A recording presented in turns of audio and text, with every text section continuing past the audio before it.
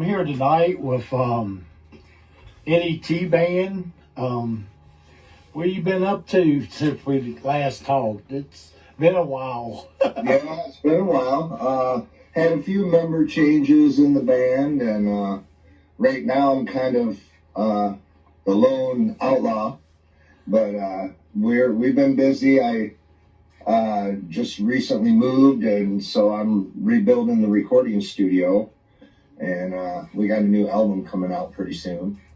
But yeah, like I said, I had a few members step away from the band, but that's okay. They went on to do their own things, bigger and better, and I wish them luck. But yeah, we're still working it. Okay. What was your first music teacher like?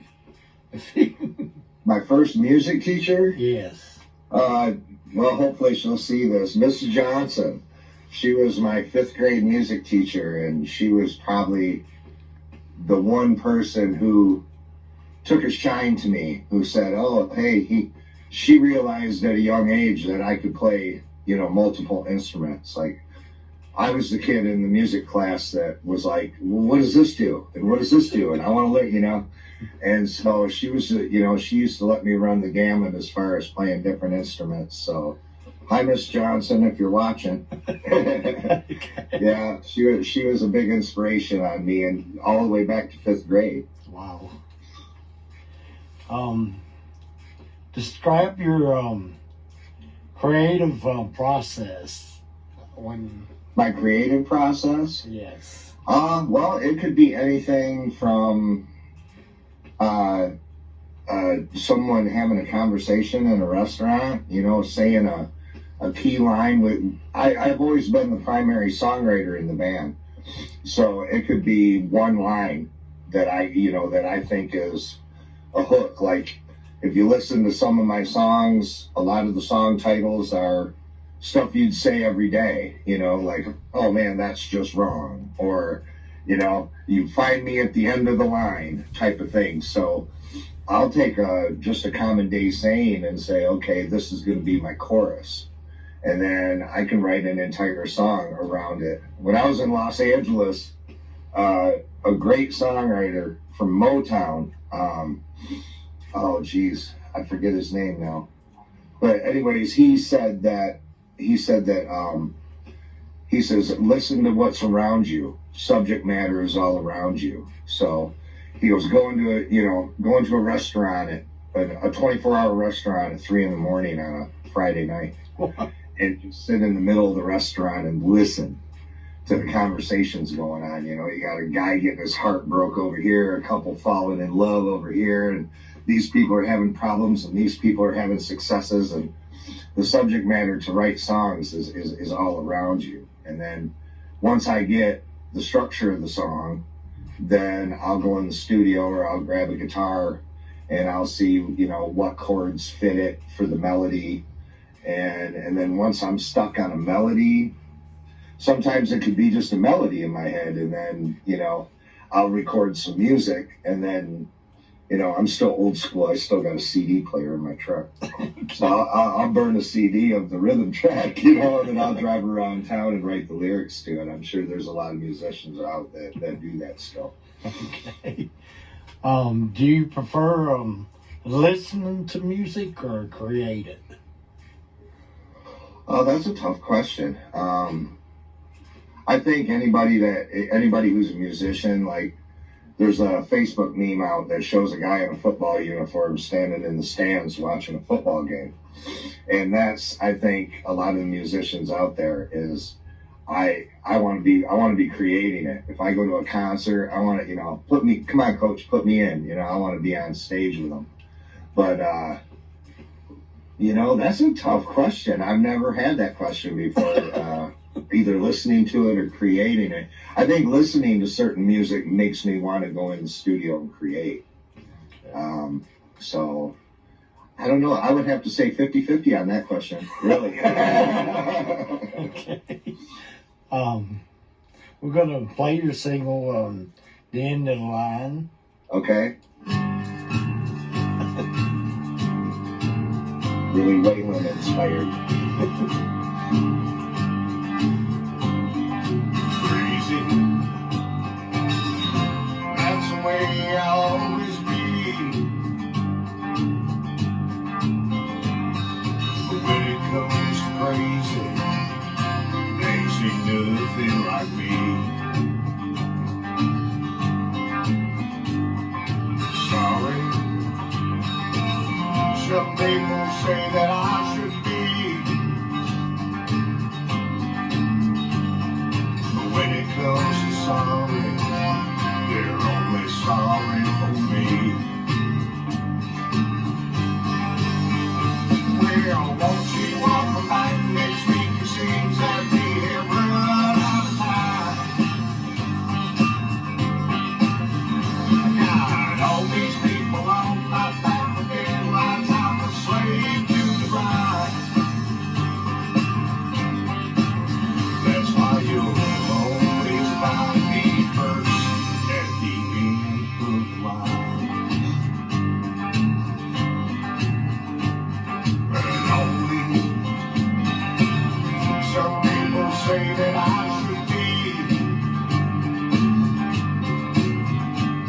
But when it comes to lonely, I don't need no one but me.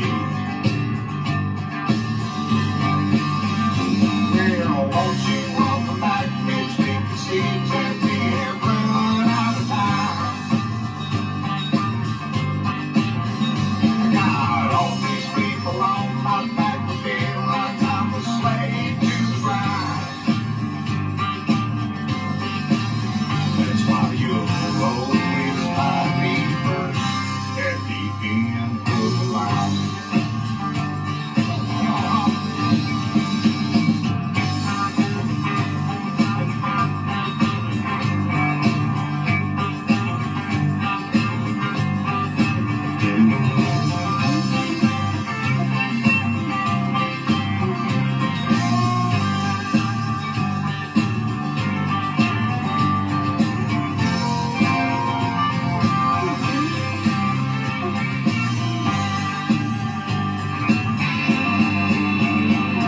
Well, won't you walk back next week? It seems that we have run out of time.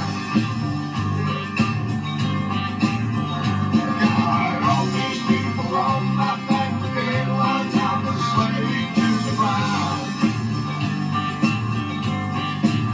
That's why you'll always find me first at the end of the line. See, I always find myself first at the end of the line.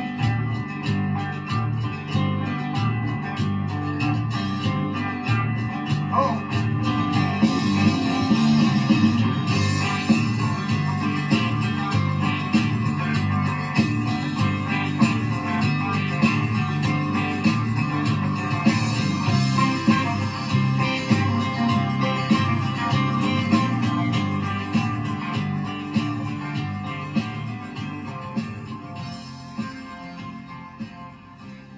Pretty good song. Oh, thanks. Yeah, real Waylon-ish, that chug along, you know.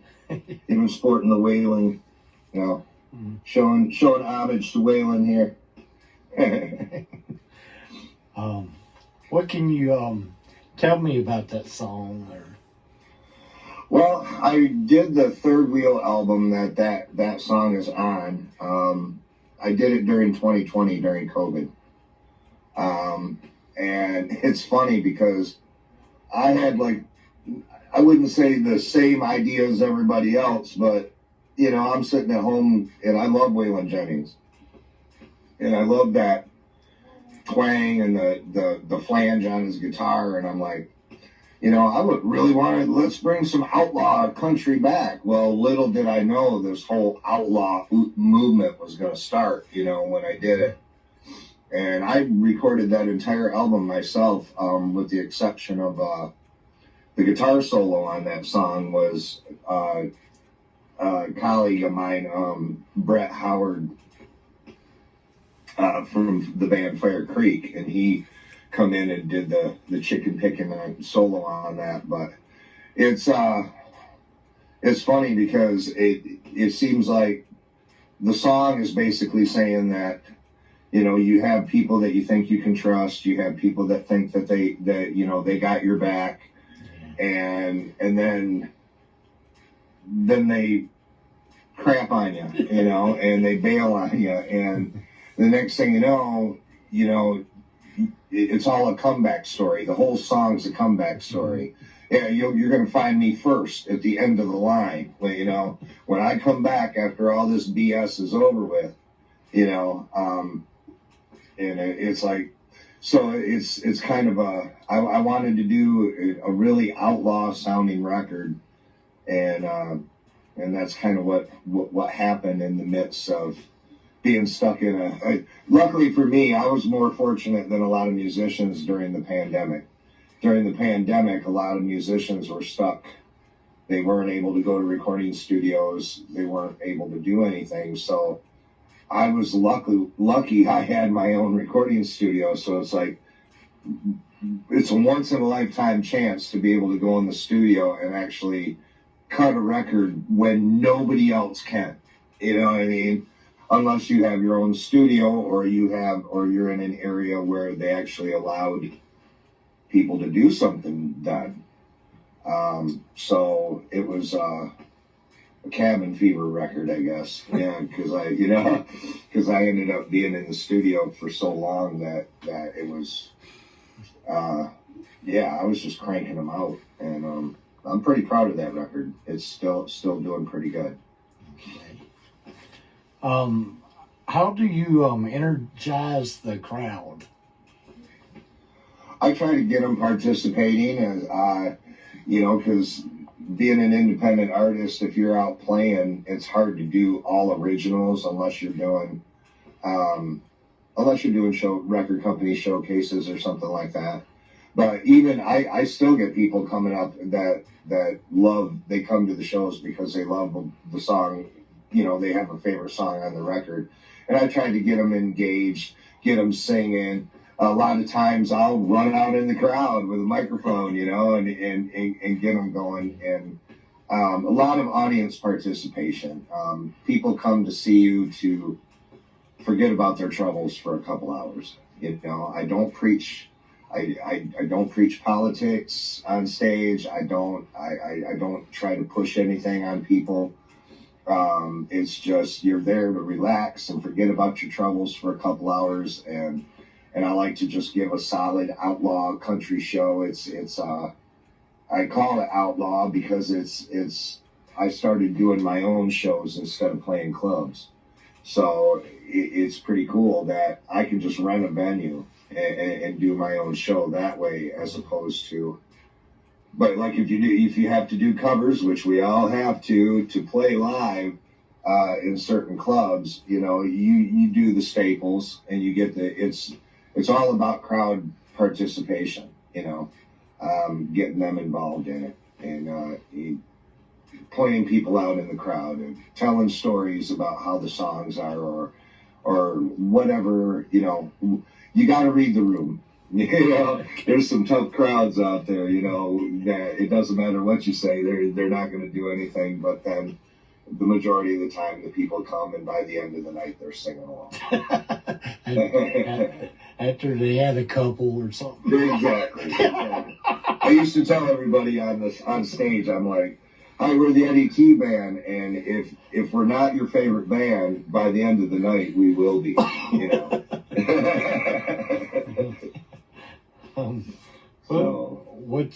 What's next for you?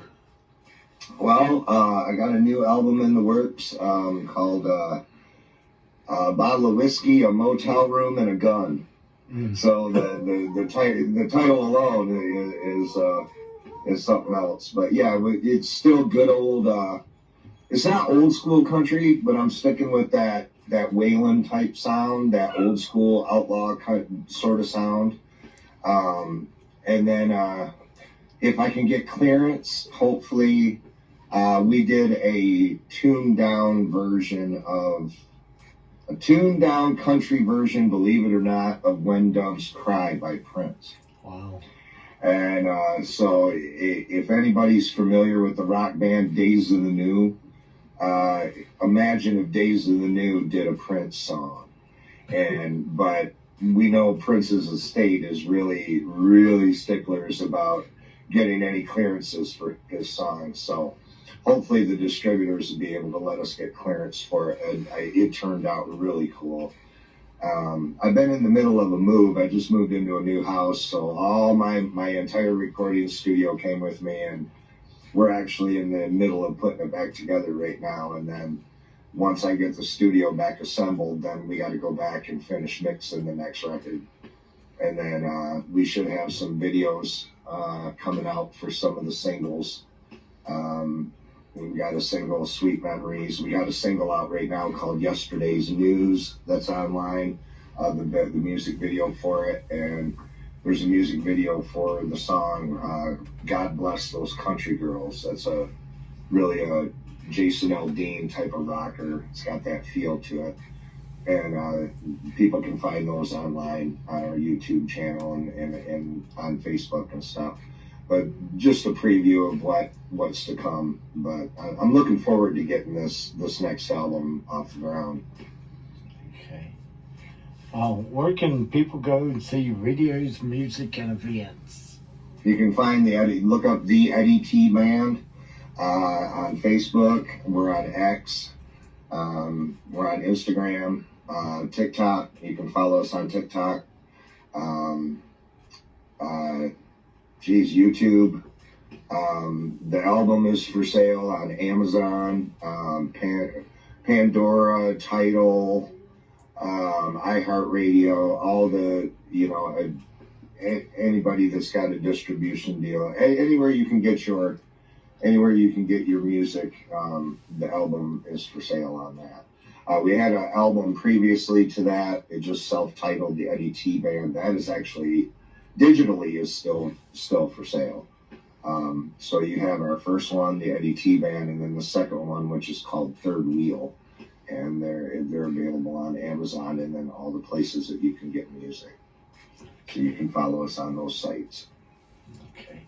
Well, thanks for being on the show tonight. Really enjoyed having you. Rich, I appreciate you inviting me again. It's good to see you after all this time. You interviewed me how far back was that? What, 2018? Something like that? Probably. It's been a while. Yeah, right. Yeah, after we won the Josie Award, the Entertainer of the Year, I think was when we were on it.